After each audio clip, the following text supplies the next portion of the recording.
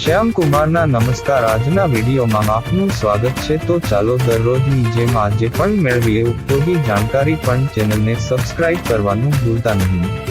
દર મહિનાની માફક સપ્ટેમ્બર મહિનામાં પણ અનેક મોટા પરિવર્તન આવી રહ્યા છે, જેથી તમારા ખિસ્સા પર સીધી અસર પડશે.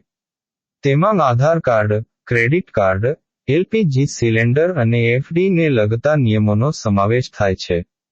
આ ફેરફાર તમારા માસિક ખર્ચને અસર કરી શકે છે. આ ઉપરાંત સરકાર કેન્દ્ર સરકારના મોંઘવારી ભથ્થામાં વધારો કરવાને લગતી ભેટ આપી શકે છે. એલપીજી સિલિન્ડરની કિંમતમાં થશે પરિવર્તન. એલપીજી સિલિન્ડરની કિંમતમાં ફેરફાર થશે.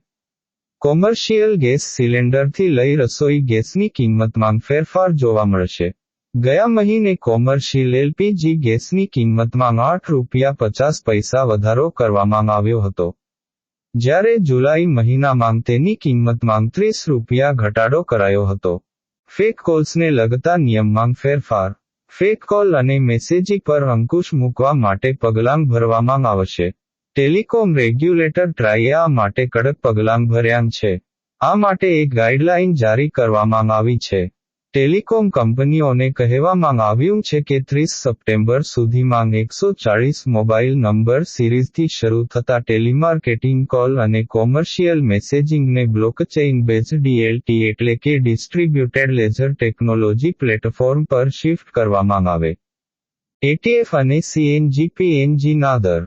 એલપીજી સિલિન્ડર ઉપરાંત ઓઇલ માર્કેટિંગ કંપનાઓ દર મહિને એર ટર્બાઇન ફ્યુઅલ, એટીએફ અને સીએનજીની કિંમતમાં ફેરફાર કરે છે. ક્રેડિટ કાર્ડના નિયમોમાં ફેરફાર. એચડીએફસી બેન્કે યુટિલિટી ટ્રાન્ઝેક્શન પર રિવોર્ડ પોઈન્ટની મર્યાદા નક્કી કરી છે.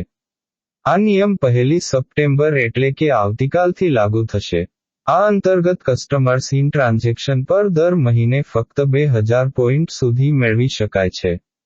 આ ઉપરાંત IDFC first bank credit card પર ચૂકવણીની લઘુત્તમ રકમને ઘટાડશે.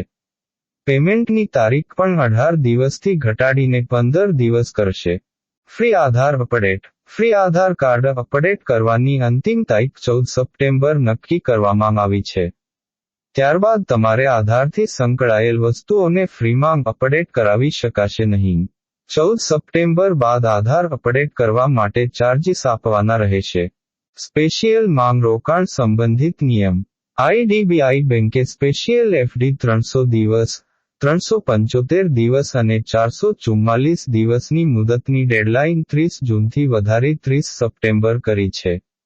ઇન્ડિયન બેન્કે પણ 300 દિવસની સ્પેશિયલની મર્યાદા વધારીને 30 સપ્ટેમ્બર કરી છે. એસબીઆઈ અમૃત કલશ સ્પેશિયલની ડેડલાઇન પણ 30 સપ્ટેમ્બર નક્કી કરી છે.